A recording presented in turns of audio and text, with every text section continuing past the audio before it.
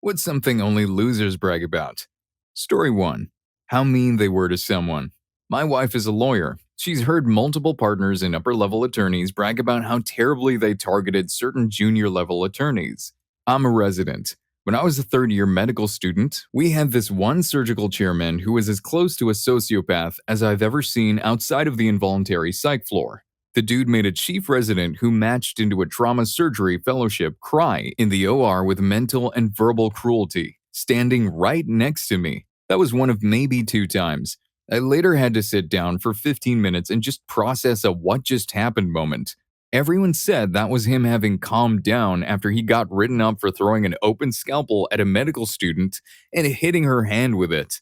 The dude punched me twice, square in the chest.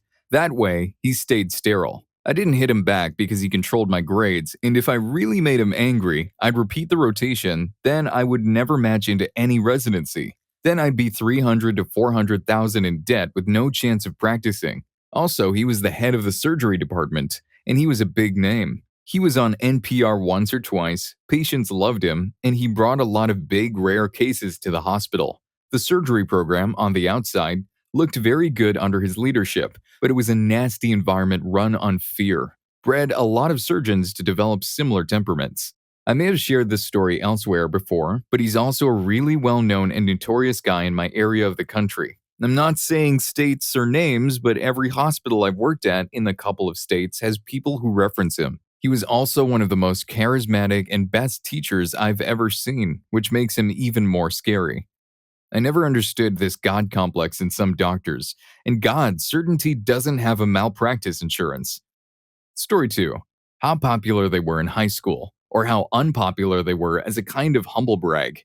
If the best parts of your life were in high school and you are in your mid-20s or older, you need to completely re-examine your life choices. Of course, there are exceptions for unusual life events, like the person who had major injuries in a car accident as a 23-year-old. But in general, your life should improve steadily as you get older, as long as your health remains decent. I worked with this girl once who thought she was the coolest. For all of the people who were hired after her, including myself, she refused to speak to them, acknowledge them, or make eye contact with them, even though we would all say hi to her as we passed. I overheard her talking to someone she did speak to about how she had a fan club in high school. She said that on her last day of school, a bunch of girls came up to her and said how they thought she was cool, and she just ignored them and walked away. It was so cringeworthy. I then realized I was better off having her never speak to me. Story 3. Their parents' wealth. It's even worse if they own expensive stuff and act like they worked for it. There's a guy in one of my classes who, in the last month alone, has bragged about his newest Apple Watch, newest Apple phone, car, designer brand watch strap, $100+ college football jersey, dirt bikes, and a phone case. He doesn't even have a job, and I hardly know his name. Oh, another instance. An ex of mine was in the same class as this revolting little worm who not only bragged about his parents' wealth, but actually mocked me for not hiring people to paint our house, and instead I did it myself. I was young, she was a year younger, and so by inference, so was the slime ball. A young guy bragging about his parents' money while unironically being covered head to toe in bronzer, wearing exclusively white and pink clothing, and always wearing a bandana. This kid drives his mom's Jaguar to school for a week to flex. He went around saying it was his until he got exposed by his little sister. That dude was a bit dense to not have covered his tracks. His little sister outed his lie. If you think this dude needs a good reality check, the dude in story 6 might need to be slapped with the truth. Story 4. I take care of my kids. Cool. You're supposed to. That mentality drives me crazy. I have a coworker who mentioned once how his wife was going to be out of town for the weekend, so he was going to have to babysit the kids because she usually deals with them. And I had to call him out on that. Like, dude, do you not like your kids or something? And you shouldn't feel like you're babysitting them if you're their dad. They're your kids, and it's at least 50% your fault if they suck. I was particularly bothered because he was a young guy and I would have thought he'd have known better, but obviously that was wrong. What I really wanted to spit at him was that he was lucky his wife had anything to do with him at all. And here he was acting like it was a chore to look after his own children. That woman was so out of his league on so many levels. It was honestly a real head scratcher for everyone who knew him. Likewise, people complaining that their house isn't clean enough or that their other household tasks aren't complete are told pretty quickly that they should put their big boy pants back on and take care of themselves. Story 5. How much alcohol they can consume compared to everyone else around them. Worse is when they try to push more alcohol onto everyone else just because they're not feeling it yet. I appreciate it when someone buys me a shot, but I'll drink it when I'm ready. My friend from college and I have pretty similar family histories with alcohol dependency. For me, my mom, all of her siblings, and her mom are all dependents, all recovered except for her, who won't admit it. My friend, his dad, and basically every male on that side of the family are dependents. Most of them are recovered. We met when we were 18 and we had basically the same thought. No booze for us because it's just too risky. Well, I went to Spain to study abroad and had some things to drink because it was legal there. He hung out with some friends from high school and had some to drink. Fast forward a few years, both are of legal drinking age now. I would drink socially and genuinely enjoy the taste of alcohol. My boyfriend and I will have drinks, watch dumb movies, and generally have a good time. The number of times I've thrown up in my life from alcohol? Once. My friend, however, was drinking more and more, not even realizing he has had too much. Sometimes because he would do it almost mindlessly. He ended up throwing up at school when he showed up to a study session. He would call out of work because of hangovers in the middle of the week. My friend realized how bad things had gotten and admitted that he had a problem and needed to stop. He hasn't had a drink since last April. He said the first few months were really hard for him. On the other hand, my friend was in from out of town, and we went out for drinks both nights. I definitely got buzzed, but I had a great time. I went to bed and woke up in the morning feeling fine. I'm planning on taking a hiatus from drinking only because alcohol is very calorie heavy, and I'm trying to lose weight, and I think it'll help my progress. It doesn't mean much to me to drink or not to drink. I think it's fun, it tastes good, but it doesn't affect my daily life in any way. I think if you were to drink, you'd have to figure out which person you are. I think for a lot of people, it is or isn't a problem. My dad told me years ago, before I'd ever even had a sip of booze, that he knew I wasn't the sort of person to have it be a problem. It just isn't me. But my friend knew that it almost certainly would be a problem, and he took the gamble and is coming out of it now, at least. Story 6. My personal favorite is all the jocks in high school who accomplished nothing afterward. I've been to several high school reunions and they still try to bring it up or make jokes about it. Oh yeah? You didn't make the varsity team? Did you, champ? No, Brad, but you haven't paid rent in 7 years, have you, champ? I used to buy grass from a guy like this. Must have been around 28 years old. He'd always have 2 or 3 of his old teammates around, and they would constantly talk about plays they'd made in high school, getting more misty-eyed and nostalgic the more they smoked. The first time I went over, I assumed they just watched a football movie together or something. But no, I don't think he ever watched TV. That dude would always be on his front porch, morning to night, while wasting hours with teary conversations about high school. And it wasn't like he'd missed some big chance to go pro and couldn't reconcile his current life with the one he'd missed out on. Deep down inside, he knew he'd peaked and there was nothing left for him to do but stand on the downslope, forever peering backward at the summit he'd left behind. Story 7. So this is a slightly weird one, but how people get support from their parents financially, etc., but brag as if they're self-made or independent. It's okay to get support from your parents. The world isn't as easy as TV and movies show it to be, but acknowledge it. Don't disrespect people who are barely surviving without any help. Not to stray too far from home, I had a conversation once with my sister. She was asking me why poor, uneducated people can't get good jobs. When I explained to her about some barriers like the lack of good opportunities nearby, she said, "Why don't they just get the company to fly them out for an interview?" That's what I did, after our parents paid for her undergrad and master's. She seriously doesn't get it. I have also met so many of these people on Instagram, like this one guy who disagreed with free healthcare or whatever. He said to just get a job and work harder. He then began to say how his parents immigrated from Italy, yet is still prejudiced and hates immigrants, and how they're self-made and successful. They don't need free healthcare. My God, the stupidity of some people. And then there are the entrepreneurs who had to move home after not finishing college, but they brag about owning their own business and being their own boss from their parents' living room while blowing up all their Facebook friends about essential oils. My friend once told me that it irritates her a lot because she is also a college dropout, works full-time, and has an eBay business and a vending machine, but doesn't talk about it at all, except for us, her friends, and her family. She thinks people lying about making it big despite getting help from family just make people like her look bad. This reminds me of Jeff Bezos, who got a loan of $300,000 from his parents to expand his company, Amazon. The good thing is, the dude was honest about it. Story 8. How many people they have slept with, and it's always the ones who don't seem to have much else going for them. And just to add, not only how many people they slept with, but how many they cheated on and got away with it. And they probably aren't even getting that. A key giveaway is if they go into a graphic anatomical details about their supposed encounters. I had a work colleague brag about his previous night's activity. This happens almost every day. A long detailed story if it happened on the weekend. At times, this a-hole would refer to the women as his victims. I sometimes wondered if he heard himself talk. It got to the point where he asked a friend of mine out, whom I had a crush on, so I told her about him and that he just wanted to get in her pants. She went out with him anyway, thinking he was the greatest thing since sliced bread. It hurt for weeks, but got myself together. I left the company and took a year off, traveling the USA on my motorcycle, visiting relatives, and making many new friends. I got a job back in the same town, home, and soon ran into the sister of my ex-crush. She told me that her sister is in and out of the hospital near our town. So I went to visit her, but I wasn't prepared. She had contracted the virus and was dying. One of the worst days, weeks of my life. I regret now that I didn't do anything to that colleague when I had the chance. He's long gone, probably burning in hell. Story 9. Having good genes. You don't have even the slightest say in your genetic makeup. Why'd that give you bragging rights?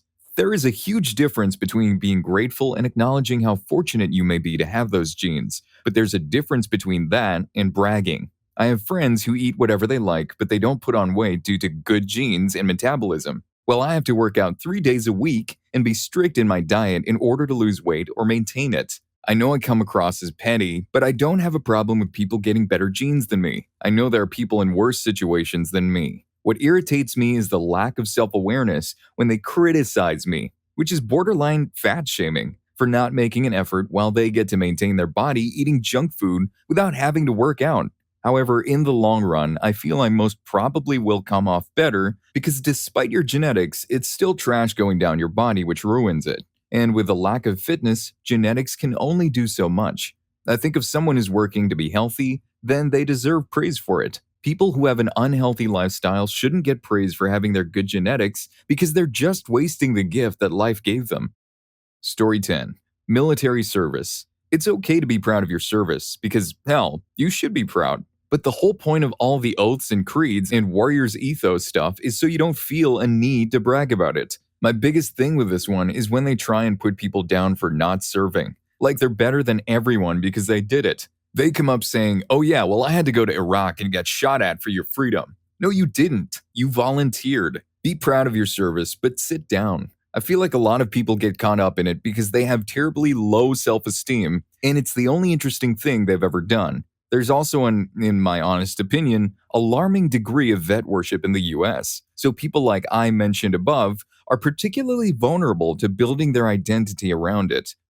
Story 11. Their IQ.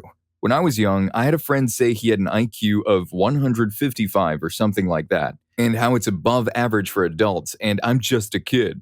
I then asked if he missed the negative sign in front of that number. The football team got a few laughs out of that.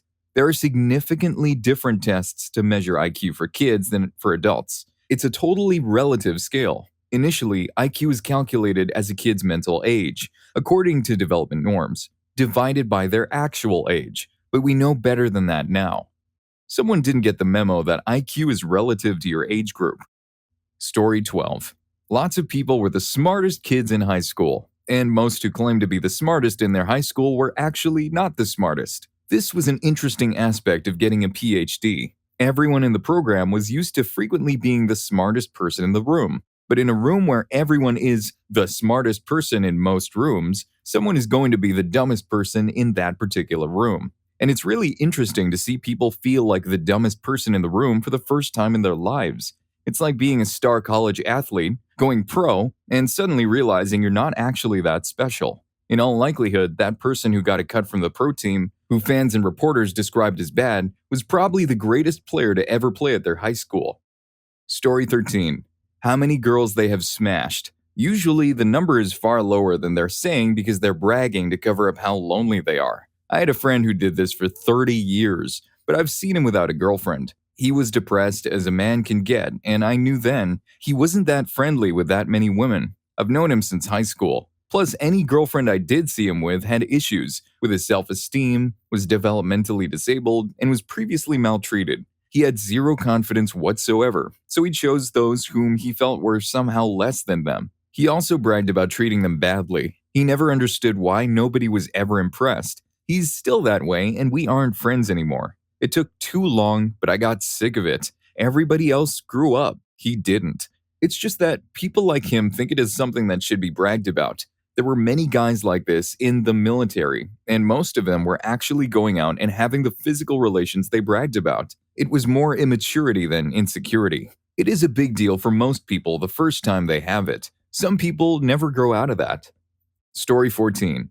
How they go into restaurants and always complain to the manager, even if everything is perfect, just to get a discount or a free meal. I will give you one example. It's different, but close. She will never order a standard dish at a restaurant. Some modification or substitution must always be made. She will always find something wrong with the service. She doesn't complain or try to get a refund, but it's just annoying and ruins the experience when she talks about it. Of course, there are those who make big deals just to get free stuff, or those who throw around their status to try and get a comp. Why don't restaurants ban people like this? Comp someone if it's a valid complaint or try and win back their business, sure. If they are clearly just gaming the system, comp their meal to get them out the door, then ban them from returning. They aren't bringing in good business. They're just going to do it again next time, and they are negatively impacting the experience of full-paying customers with their antics.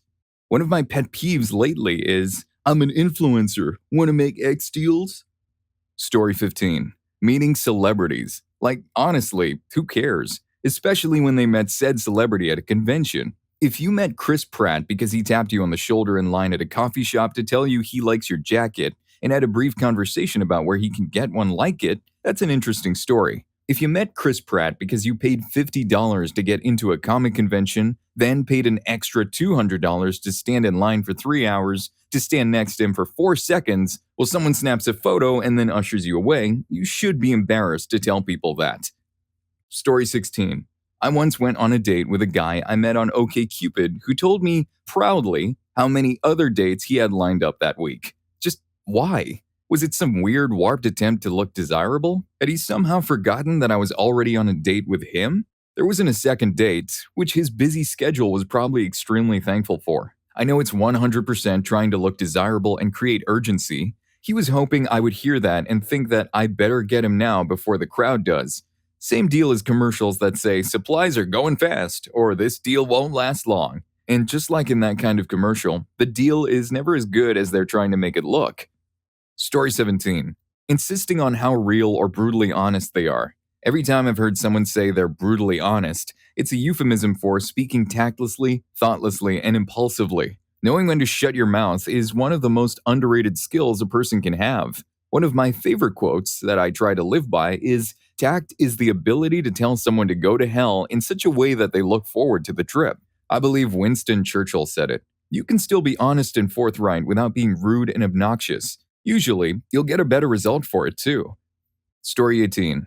Being an alpha. We had a housewarming party years ago. A family friend was there and was telling me how to grill the burgers. He kept on, and family just kind of garbled the spatula when I set it down and took over, saying, it's just that alpha dog mentality. Cool story, but now you're just my personal chef, so I got to enjoy playing games and hanging out while my personal chef sweated over the grill in the Texas summer. Doesn't saying it's just an alpha mentality make him more of a beta? Story 19.